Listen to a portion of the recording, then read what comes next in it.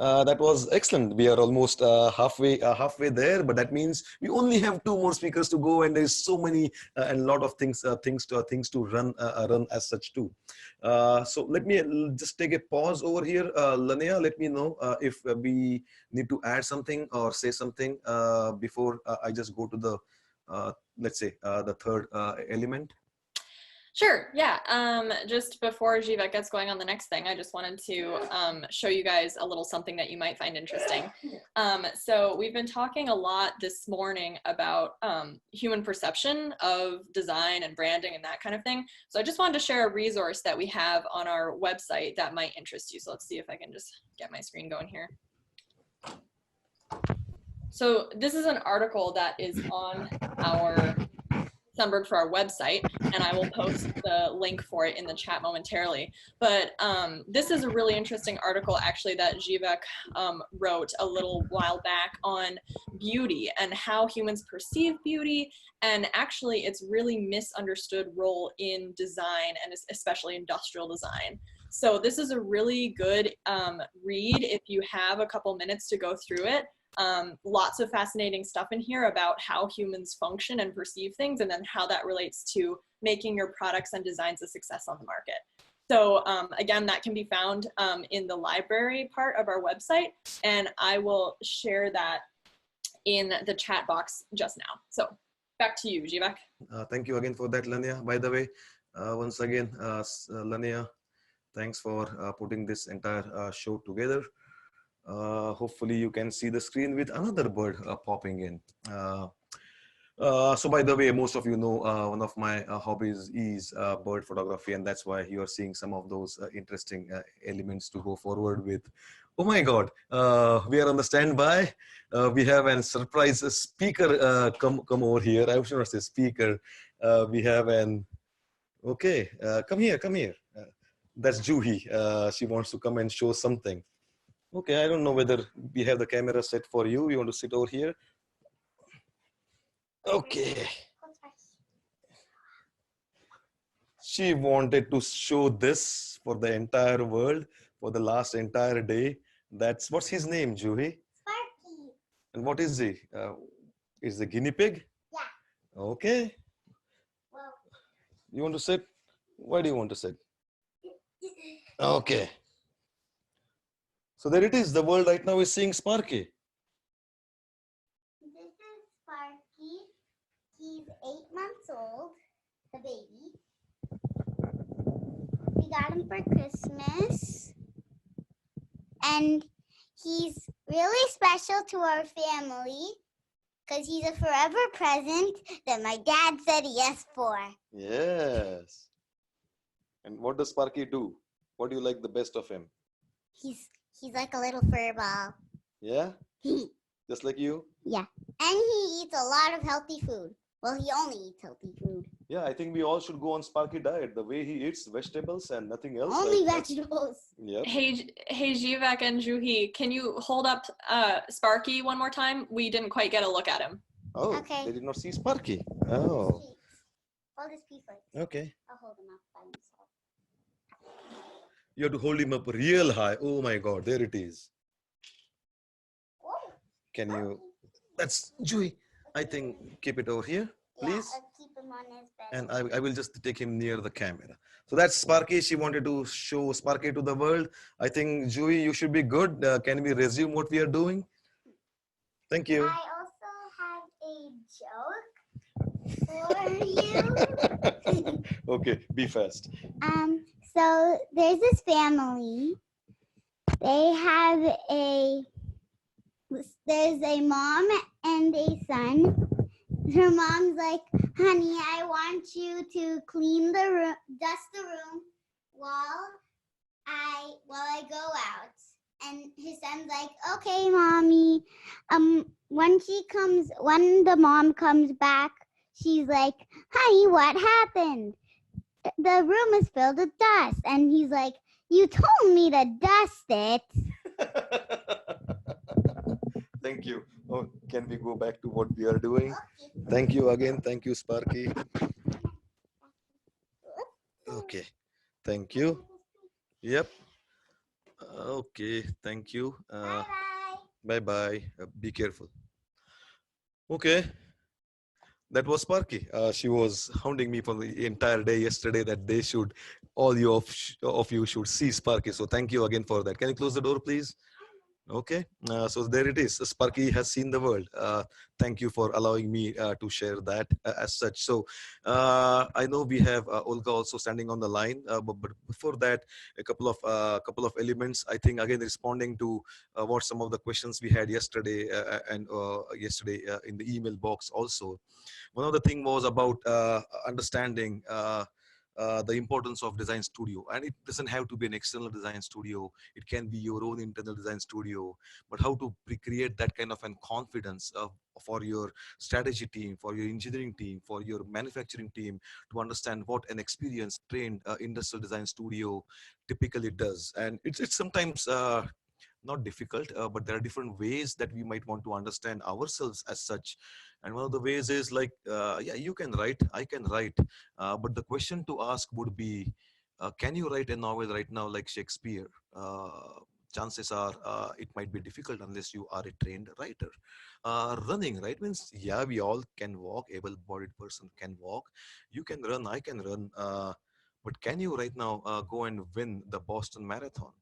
There is a difference between running and difference between winning a marathon, right? Means maybe Drew in the morning, he can do that, but then there is lots of training, there's lots of experience, there's lots of understanding what needs to be over there, not just exercise, but maybe how you fuel and how you choose your gear. All those things come when you go and do the running at the extreme part, right? Cooking, right?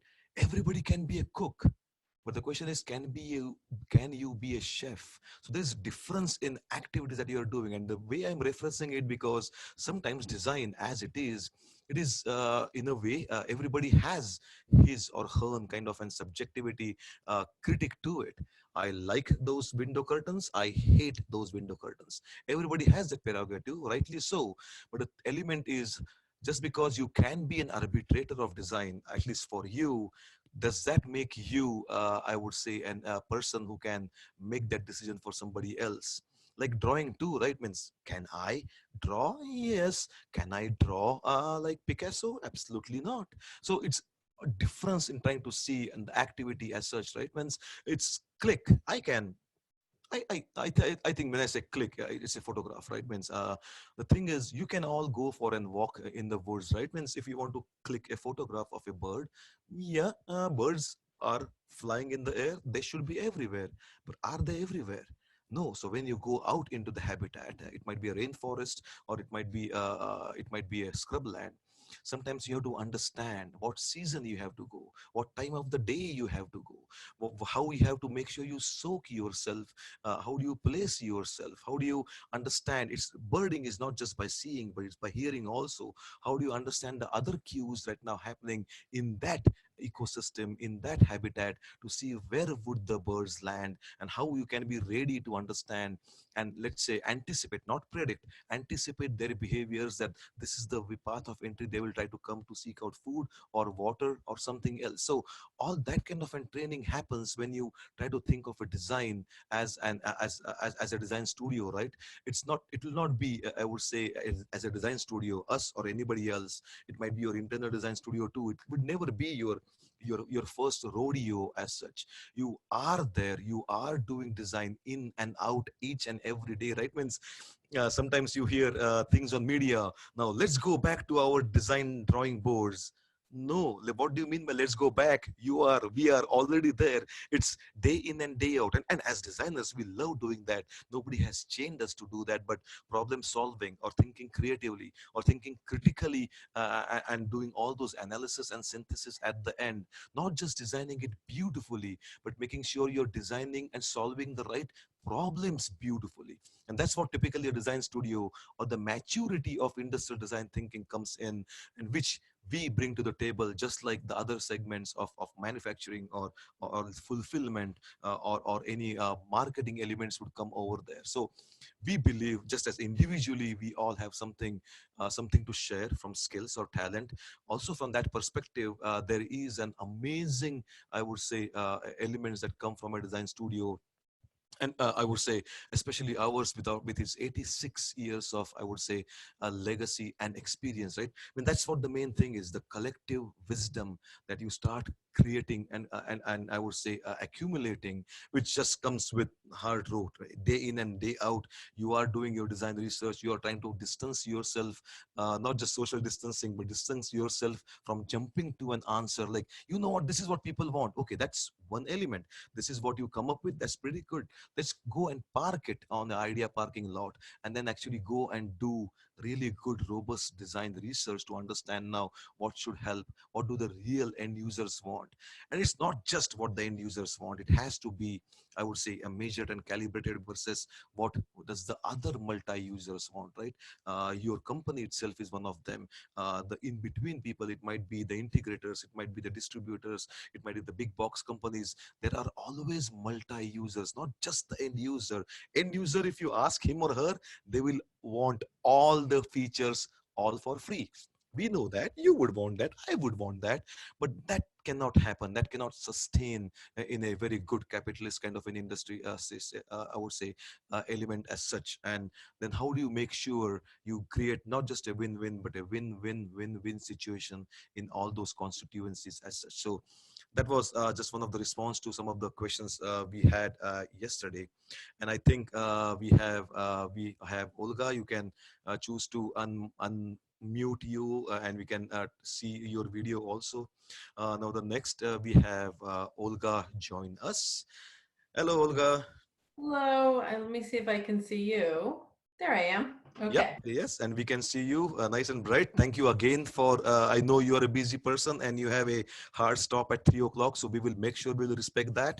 But thank you for joining us. And before we go into the details about design and cities and beyond, do you want to, I mean, people have already, I would say, assumed, read your bio and they know who you are, but can you tell a little bit more about yourself, like your personal journey, things that you do for fun?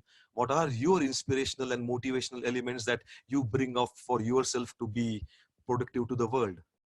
Yeah, absolutely. So I'm the executive director of DesignCore Detroit, and I've been in this role for 4 years. And prior to that, I've really spent the majority of my career working in Detroit. I worked for state representative as chief of staff. I worked for, I count 5 mayors of Detroit because there was one year that we had 3 mayors.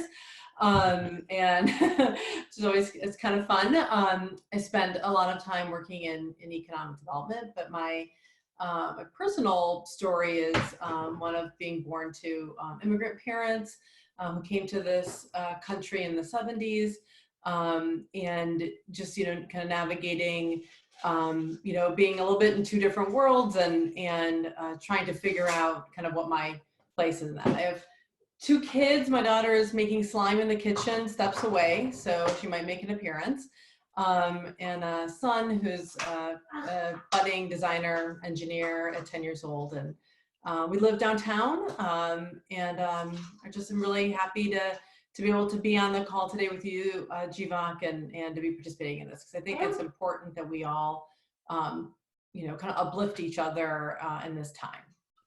Awesome. Thank you again. And before even doing that, I know Lanea has the website open over there for people to understand. Do you want to take some time to let our audience know what is DesignCore, what does it stand for, and what is its vision? Absolutely. So DesignCore is an organization that's part of the College for Creative Studies, but we serve the entire design community in Detroit, all different disciplines, from product designers and industrial designers to folks doing visual and communication design, user experience, graphic design. We have a member network of design businesses of all different sizes and expertise. And we're really happy that Sundberg-Ferar is one of our premier members. But we have about 100 businesses in that member network, freelancers to larger, more successful companies like Sundberg. And then we're the stewards of the UNESCO City of Design designation. So Detroit is the only city in the United States to have been awarded That's an amazing distinction. I know, for 4 years now. So we're going into our 5th year, and I'm really proud of what we've been able to do, because many of the other cities around the world that are UNESCO cities the designation is maintained through city government. And in our case, and Jeevak, you've been part of this from day one, both putting the application together and as one of our stewardship board members since we got the designation, is this is really much more of a grassroots, community-driven, business-driven initiative in Detroit. And we're really focused on how we support developing Detroit as a center for inclusive design. So everything that we do is about, helping to uplift the Detroit design community, and Detroit means the region, not just the city. Really helping to foster the practice of inclusive design and helping more people understand why when we design so that everybody can participate, we're going to create a better world. And doing fun things like Detroit Month of Design or different competitions and ways to engage the public in design, to know, kind of what's happening in our community and who the designers are, what the design talent is. So, so we have a lot going on all the time, and really just happy to be partners with you, Jeevak, and Sundberg, and others in our community. Yeah, and thanks for setting the stage of what DesignCore does. And so I have been now, design is my city when I immigrated over here from India for the last 18 years, and never thought beyond that. I just love it. And seriously, I have seen the progression of what needs to happen for a city. And right now, what the elements of we have, Design Detroit, Month of Design, or the Drinks by Design that you and your team put together is amazing. And you have come a long way. So I think first things first, how does design means we are an industrial design studio. Most of our audiences are somehow involved through an institution or a company or a startup or a service or a franchisee in design, where we see something, let's say tactical or a software or a service. Help us understand, how does design and cities matter? Means what's the connection there?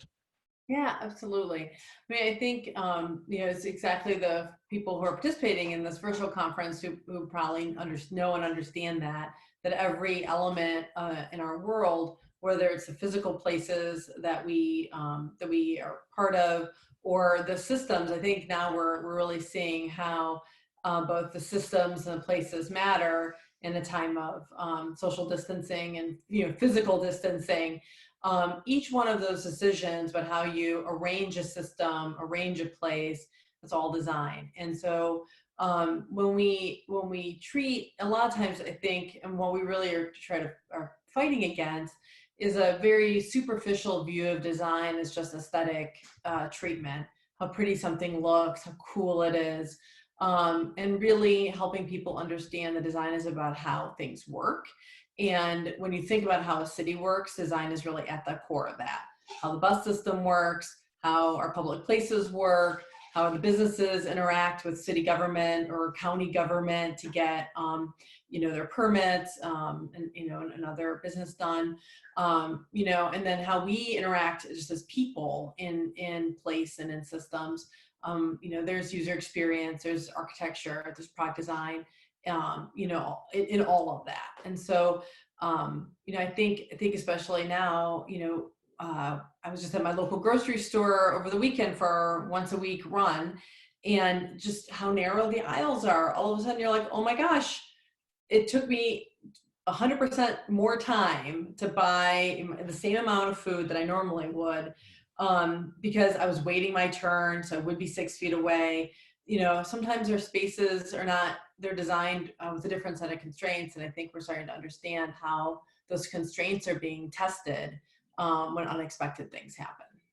Yeah, and that's pretty interesting observations and the mechanisms we have to do right now with the current social distancing that has been under lockdown by a very good system and a governance system as such.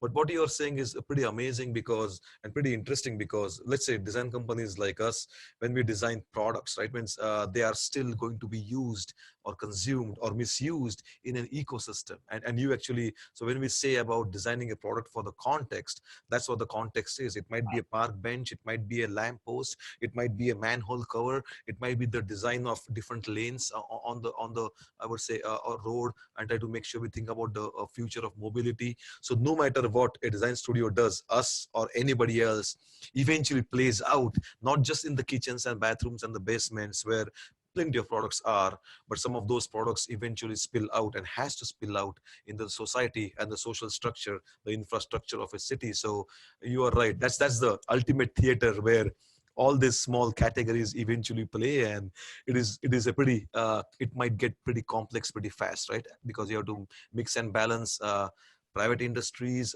quasi-governmental industries, schools, government. It's pretty hard. And so how do you prioritize things when you think about, I know your element is think about design for the Detroit city as such, but is there any prioritization that you have to do in normal peaceful time versus right now in this very interesting times of COVID virus?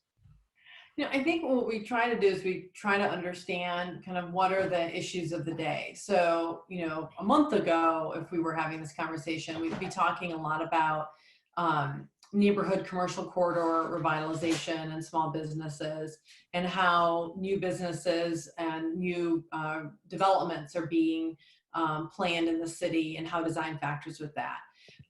We might be talking about tech and the role of design in the fourth industrial revolution. And so, how do you help, some of our legacy businesses in Michigan? I'm not even talking about Detroit, but agriculture, timber, metals. You think about all these, these kind of legacy manufacturing businesses and other commodity businesses in Michigan. How could design help those businesses move into the fourth industrial revolution, move into products that make sense, right, going forward in the age? We would be looking at those kinds of things, those kinds of economic trends. Now, and then of course looking at inclusive design. And for us, Absolutely, yeah. yeah, right, it's really about how do people participate. So Can you explain a little bit more about what do you mean by inclusive design, and then how do DesignCore includes that into your kind of envision elements too? right. So I think for many people on the call, are familiar with, universal design and human-centered design, and kind of the evolution that design practices have gone through over, the last 20, 25 years. Inclusive design as a term for us really is about, it's a layering of a universal and human-centered, and really thinking, we try not to say having everybody, creating things so that everyone can participate. Because I think what is really important in developing products that do allow people to participate is naming the groups that are traditionally excluded. And we use Kat Holmes's book, Mismatch, kind of as our primer Bible on this, because she does a really great job of talking about people who are kind of like in the circle and people who are outside the circle. And if you think about the users who might be outside the circle or traditionally excluded, and you name those groups and really think about them, you're going to create a different set of solutions than you might if you're just thinking about the people who are in the circle. And so that's, it's about having a process that is inclusive of those groups that are typically excluded, and then having outcomes, services, systems, places, products that allow people who are typically excluded to be able to participate.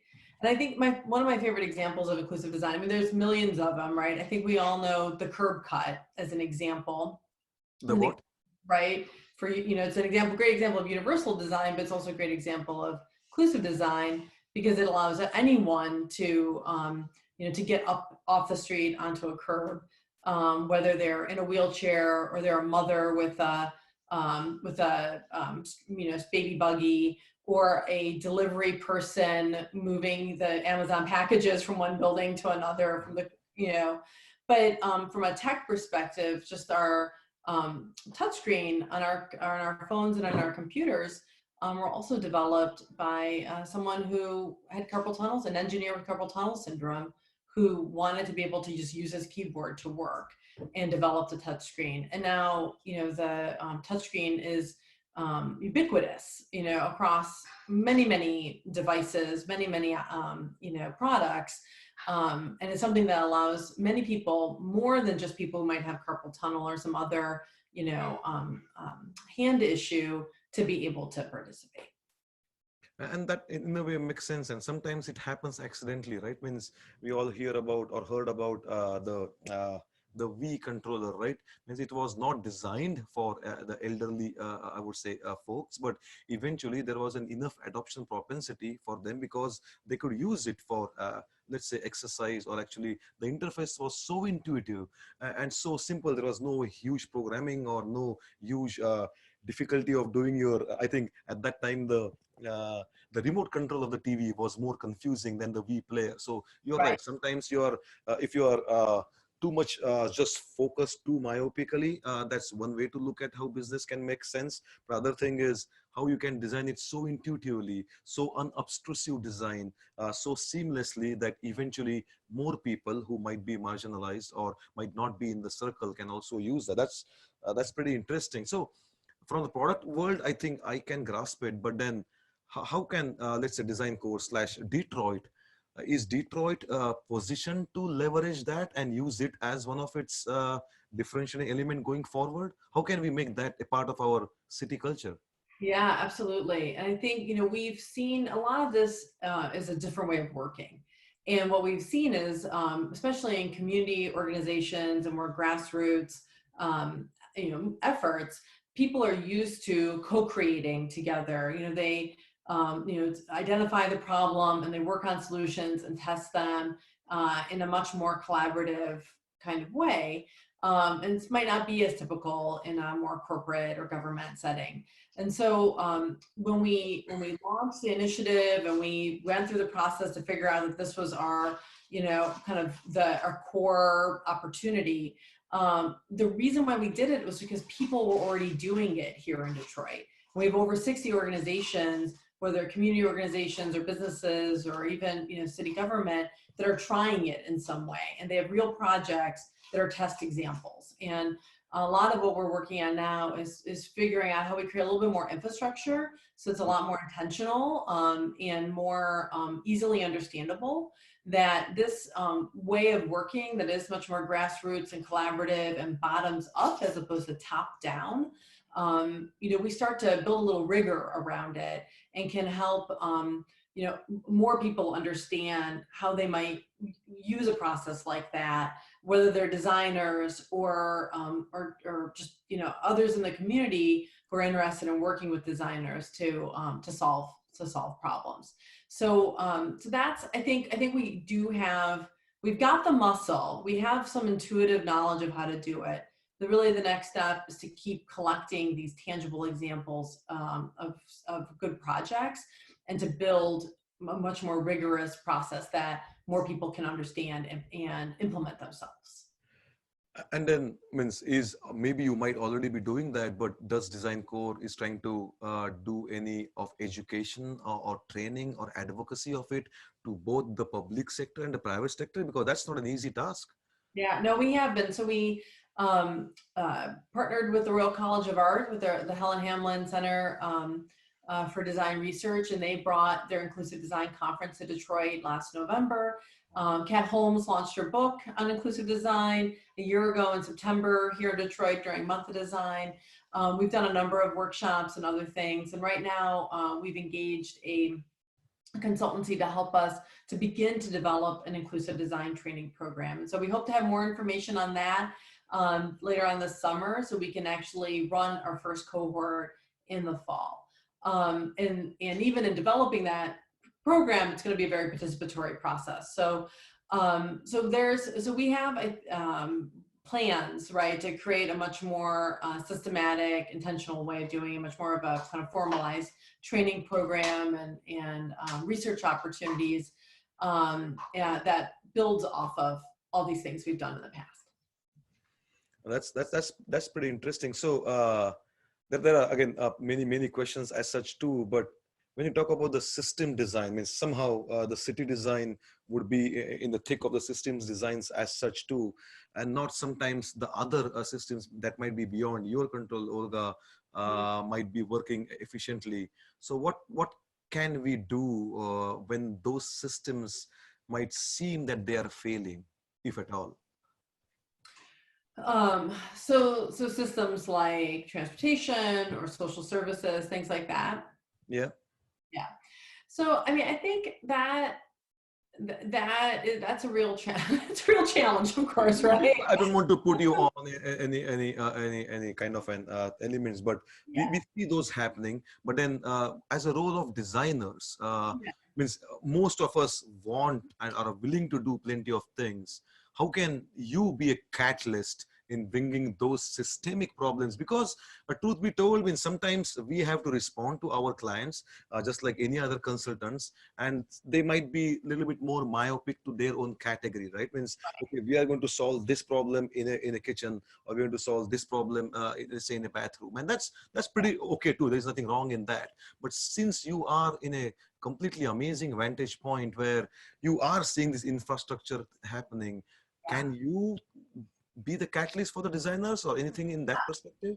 No, absolutely. And I think, I think so. This is where it's interesting. I feel like there's a tension in our region between design and engineering, and the kind of Olga, it's that tension is everywhere, not just our region. It's across every company we work with across the world.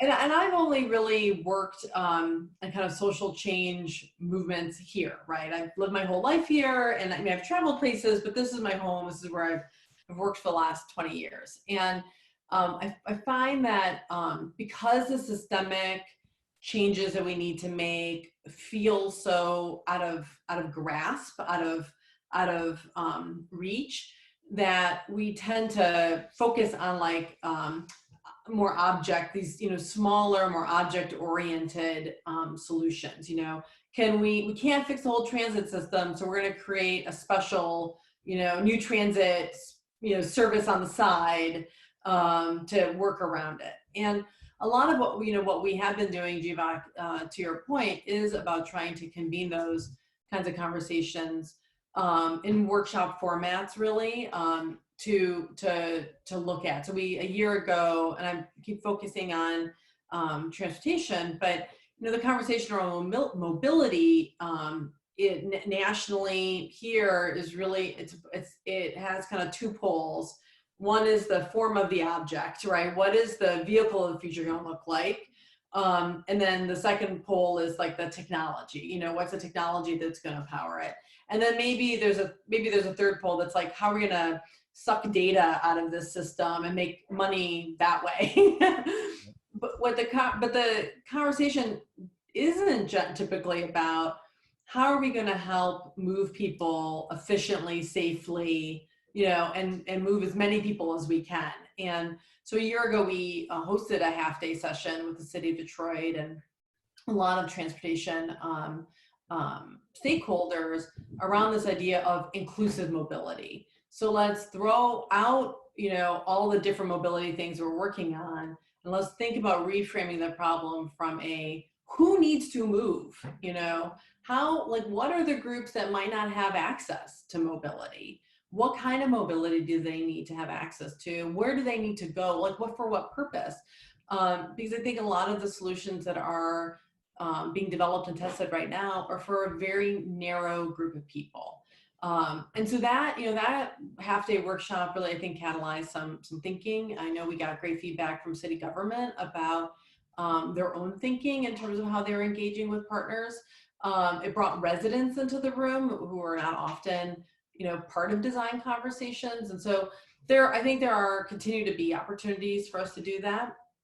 And we're, planning to do a lot more of that this fall in particular. And I think especially, we're seeking out the right ones where we think we can make a difference, but we're also have open doors so that as people have issues where they're trying to figure out how to connect with designers and to think about things in a different way, we can help make those connections. Because it definitely has to be a two-way street. what I found is you can't sell something to someone who doesn't think they have a problem. So, you know, part of the challenge in this workaround systems is who's the client, right? Who's going to be the driver and say, this system is broken, it's not allowing, it can't scale, or it's going to collapse, and I'm willing to drive it. And I think you know, we're spending some time kind of thinking through who those drivers are and how we're really focusing our attention on them, so we can engage with them in a way that then helps bring the design community as problem solvers to their issues. And means this might be just a question from me. I'm just intrigued because sometimes means for us as a design studio, it's great to have competition. So not for a competition per se, but for us to benchmark to see what's happening out there, not just from our point of view. I'm just thinking hard for DesignCore. How do you benchmark yourself? Is there any competition, if any? I do not know what to call that word, but how do you benchmark your practices or the momentum you're doing up, if at all? Yeah, so we got to work, because we're part of this UNESCO Creative Cities Network. There are over 40 creative design cities around the world with organizations that are similar to ours.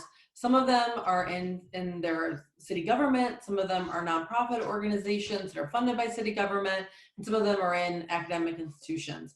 And so we are regularly, you know, almost weekly in communication with them, learning their best practices, learning the kinds of things that they're doing, sharing. If you go to our webpage, in the calls and competitions and in the news section, you can often find, you know, different opportunities that they've shared with us that we're promoting to our local community. But we spend a lot of time learning from them and learning about how they work. We really admire some of the things that are happening in Helsinki. You know, theirs is really in city government, so it's a different kind of beast.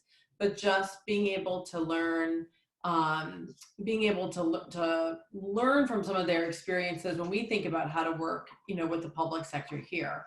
Or in Mexico City, they had a kind of design research program for many years. We spent a lot of time really trying to understand what that looks like. So I feel very grateful that we're part of this larger international network of cities, because there's a lot of opportunity to learn from best practices there. That is interesting, actually. The more and more, it's not easy. There is a financial time and efforts burden for that too. But you're right, going across to these other similar cities who are trying to leverage design into the economic kind of and vibes would be, actually, you're right, that would be a good competition to go. I don't know, good benchmark to go and do it. We are just looking at some of the questions. One of them is a pretty interesting question, and maybe you can expound on that. Like you mentioned, we got the UNESCO City of Design Award. That's an amazing award to have. How is it helping us as a design for Detroit in its economic stature, if at all, or is there a time frame for that, or what does it mean to us? Yeah, so it's technically a 10-year designation, but we believe that as long as we keep kind of continuing it forward, it will have it for longer than 10 years. So this is year 5. And I think, you know, just very practically, it's both a badge of honor that we can use when we talk about our community, but it's also an opportunity to rally. And it's been a great way to bring the design community together and to bring more partners and stakeholders together into something bigger than, you know, just an IDSA initiative or just an AIGA initiative or, you know, AIA. So it's a great kind of unifying tool. Really practically, what it means is that we've got an open door in 40 plus cities around the world, from Cape Town in South Africa to Montreal in Canada, to Shanghai, to Mexico City, to Helsinki. You know, you can kind of name it. You can see you can find more information about the UNESCO Creative Cities Network in the City of Design section on our website. And having that open door is really great, both, as I mentioned, from a learning perspective, we are, we have a kind of a list of programs that we're envious of in these other cities that we're learning from and trying to figure out how to implement here.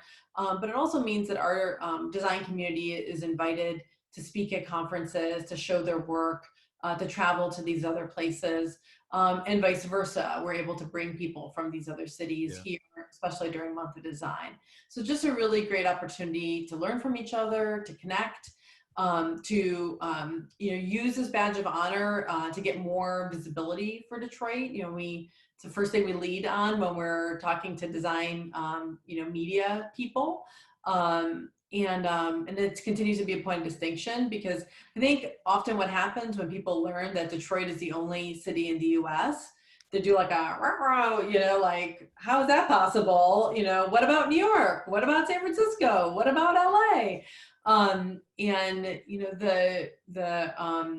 So then we get a chance to like tell our story and explain to people why we are the most concentrated place for design talent in the United States. Like, that makes perfect sense. right?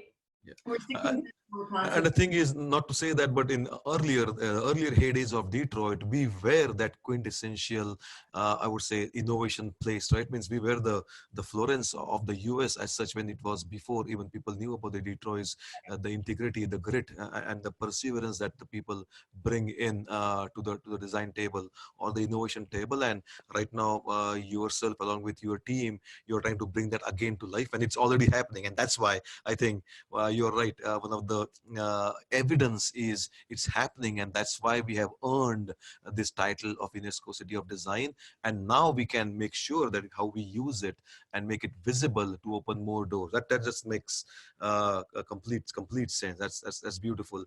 We have many questions, and I will try to. Some of them are a little bit long, so I'm trying to. I will paraphrase them. I think you mentioned, or we mentioned about design course centricity for not just industrial design and product design, but for architects, for interior designers, for all the branches. But based on that, this might be the question from Dennis or Denise. Can you talk about how the fields of social science, human psychology, and such impact and intersect with design? And how can we or you can apply that awareness in our work as individual designers? So how can we expand beyond, let's say, the creative people, but maybe psychology or I don't know, other streams? Are they also included in the inclusive world? Yeah, absolutely. Because I think that's exactly, it's, how do you define the problem? And if you don't have all the right viewpoints and all the right information in the room to define the problem, then you're not going to get the right kinds of results. So we absolutely believe, you need social scientists and natural scientists and, engineers and, all different kinds of folks to participate. I'm just going to make sure my battery is charging. 1 second. Okay, no problem. So, and you can take your time.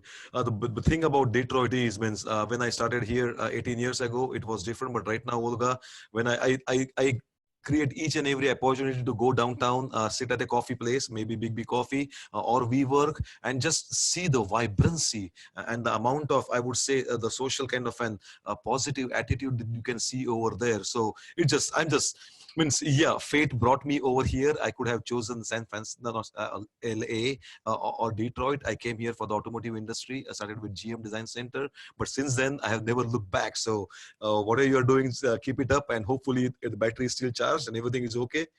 Everything is good. We're going to manage to pull the plug out. So okay, okay. Let us know. There are again questions like that. I do not know whether you could complete the question about the social science psychology or.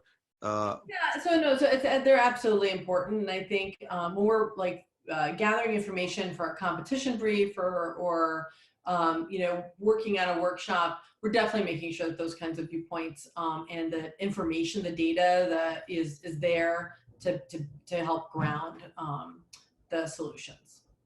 Yeah, this is an interesting question. I'm just going up and down, trying to see which I would prioritize first as such. So this is a pretty straightforward, blunt question. We can choose to answer it the way you feel right. It's from Angela. What is the narrow group of, if at all, what is the narrow group of people who you see are being well serviced by design in Detroit versus some of them which might be most underserved? Sure. So I think, you know, so people who have opportunity are generally the ones who are first served by design. I mean, it's like we think about, some of the mobility solutions, you have a credit card, you have a lot of social mobility. And so they're maybe not solutions that are catering towards, the people that are not always well served by design. So those people might be, single heads of household. They might be people who don't have access to traditional financial institutions, who are not banked currently, who don't have a credit card, who really rely on a cash economy. They might be people who maybe English isn't their first language, or their literacy level is constrained. So I think, or maybe people who are working the night shift, right? They don't, a lot of times in our mind, we have this like typical consumer, they work a 9-to-5 job. They have, this kind of middle-class lifestyle that many of us are lucky to have. And that I think is the kind of the narrow group, regardless of age, that's served. But I don't think children with families are always particularly well served. I don't think our seniors, our elders are always very well served. And so there's a lot more people out there that could be better served. And what I love about what we do is we're meeting people every single day and companies every single day that are working on serving those people, and thinking of those solutions, and are even recognizing their own kind of limitations and how they can serve, and they want to do better. And so that's a big part of we see ourselves doing programs and doing all of the stuff you see on the website. Those are just tools to help a larger community connect, because really our key here is about championing and connecting the design talent that's here, connecting them to the right opportunities, and championing them as key problem solvers and strategists, not just people who make things look pretty. Yeah. And so I'm just inspired by the fact that there are all kinds of decision makers in business and in government and in community who are really interested in helping more people who might typically be left out participate, and are looking for those solutions every day. Yeah, and that's pretty great too. Means, how does it work out? Means, as they say, whatever the idiom goes, the squeaky wheel gets oil, right? So when we come to groups like this, some of those groups uh, might not even know how to make noise, how to draw attention to them. They might, as you said, some of them might, the illiteracy might be a problem. Then they might be missing half of the collaterals that we might be throwing at their way. Do we have to wait for them to come and let's say ask, or is there any mechanism that not just you but other associations like you are trying to see and reach out to see where the problems exist, like the design research part, right? Quantitatively actually going there in physicality and trying to sense it. Does that also happen?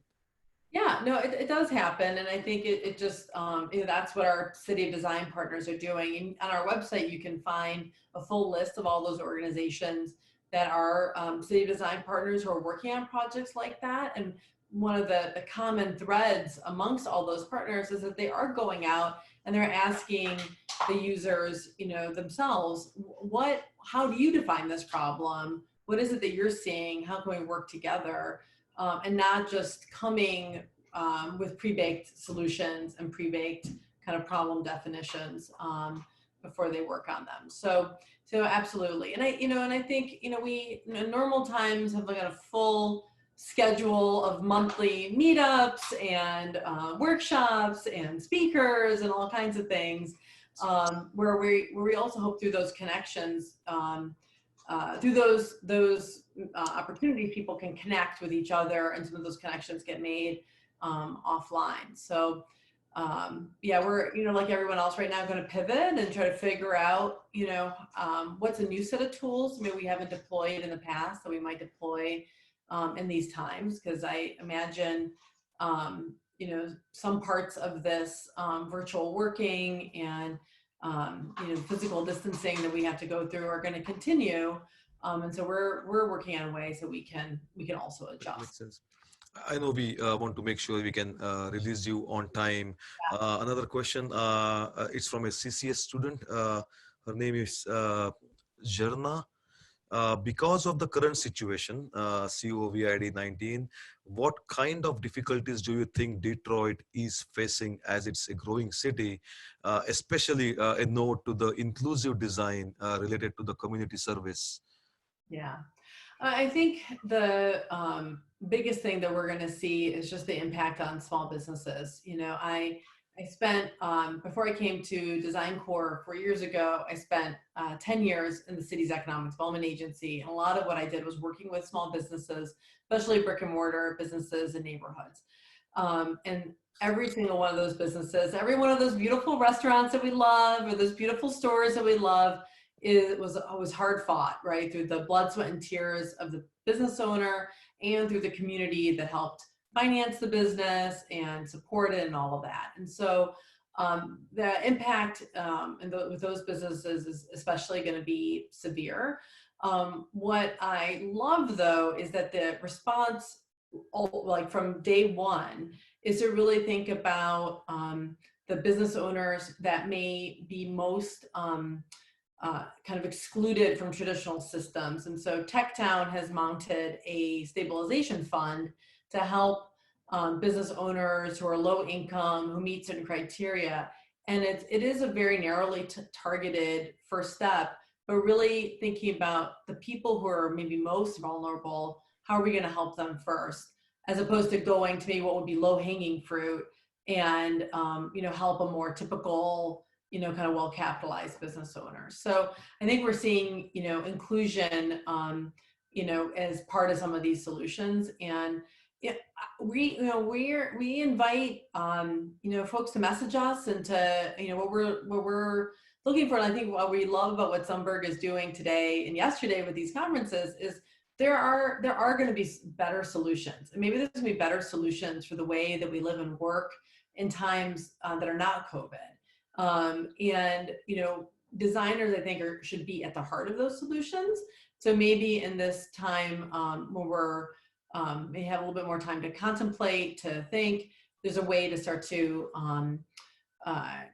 brainstorm and develop what some of those solutions are. And we stand ready to be connectors to the organizations or the groups that might be good partners for that kind of work.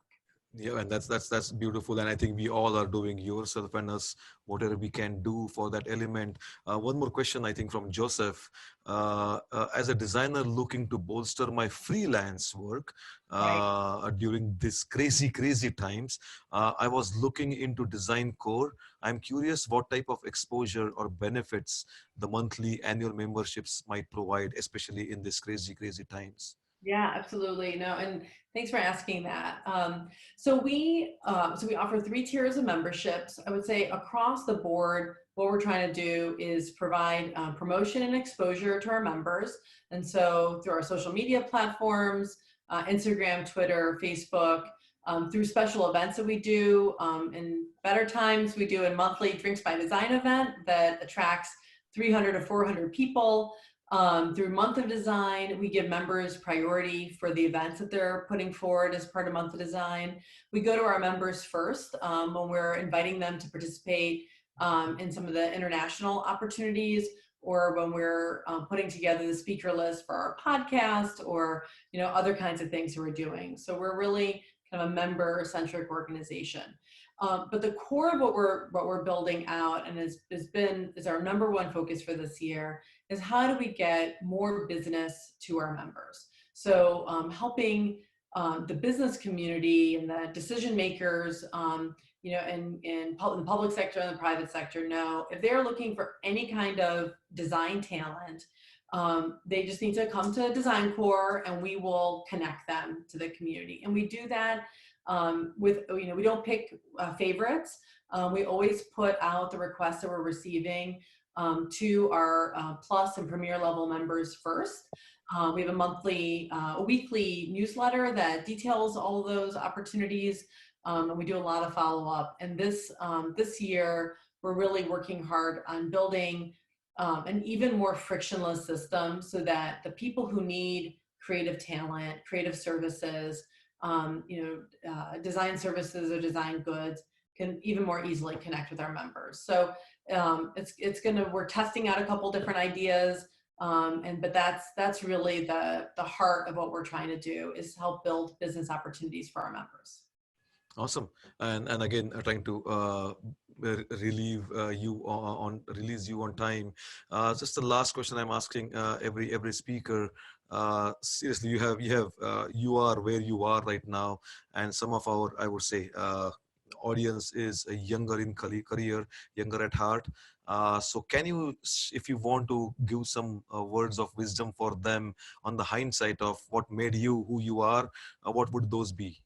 Yeah, I think the most important thing that I've learned from my own, you know, journey is just to do things that make you uncomfortable. That if you're in the same, doing the same thing over and over again, and if you are presented with opportunities, or if you see an opportunity that makes you a little uncomfortable, to go for it. Because I think it's in those kinds of uncomfortable moments that we really learn and grow and stretch ourselves, and have the opportunity to move on to the next step. And that might mean career change. It might mean, you know, kind of a burst of work and adding a bunch of new responsibilities, and learning how to manage that. It might mean digging deeper into something that you really, really love. But I think living on that edge of comfort and discomfort is, I think, really key to growth. And I would just really encourage, you know, young designers, young people, you know, coming up in their careers, to not be afraid of that. Because I think it can be really easy to be afraid, to be worried about personal stuff, you know, your personal reasons, to be afraid about, you know, the risk. And I think when you live in that zone of comfort and discomfort, you have the opportunity to grow.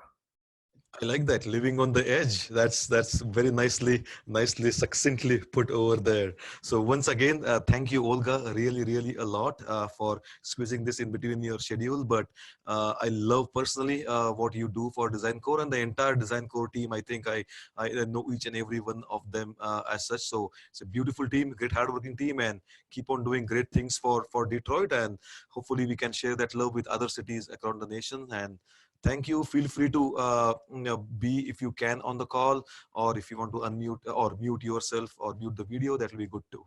Sounds good. All right. Thank you so much for having me. This was a real pleasure. Absolutely. Thank you. Thank you, Olga.